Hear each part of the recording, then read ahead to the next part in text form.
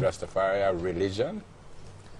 In the full meaning of the word, yes, we can say so, but we prefer the term a way of life, since religion seems to impose itself on people, and Rastafari is a way of life that you have to live. And that way of life is it encompasses, as Rasta, there's no Rasta man who do not accept the divinity of His Imperial Majesty, Haile Selassie I.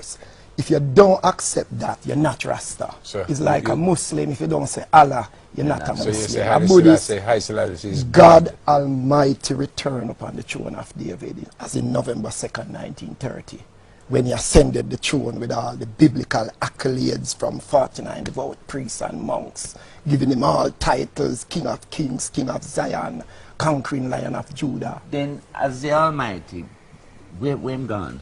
Where is God? Yeah. The same thing would have asked the Christians, you know, 1975, when He actually disappeared, you know, could not be found by the armies.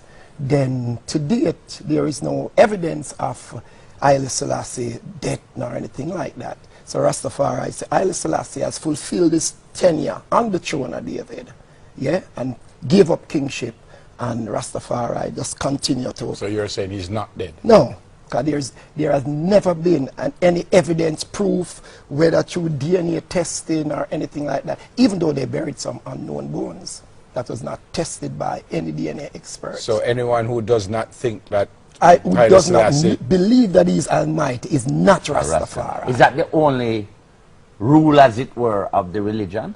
From the foundation. It's like any Christian who not profess Jesus Christ. No, but they have, I guess, other rules of their religion based on teachings in the Bible.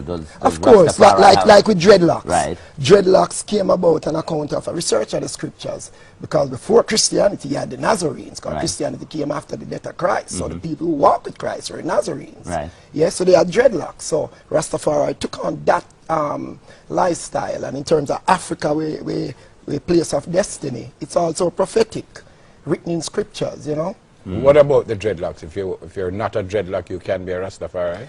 There are ones who profess the divinity of Haile Selassie who don't carry dreadlocks, but to encapsulate the perfect Rastaman, you can't leave nothing out. So you can't shave your beard, you can't cut your hair. So the 12 tribe of Israel, they not all are dreadlocks, so they are no, they are not all dreadlocks. So they are not.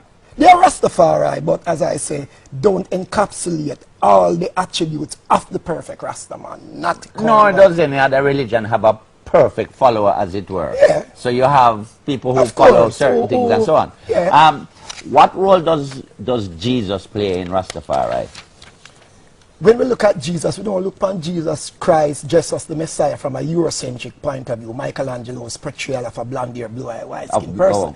We look upon Christ the African Nazarene, and knew that He was here, the Lamb, Haile Selassie today, the Lion. So it's two eras.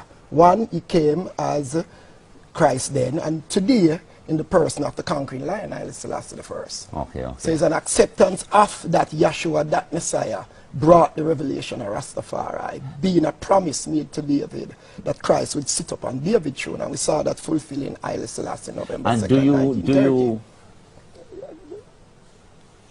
accept the biblical prophecy that He will return once more? Final judgment. Christ then, today, and forever.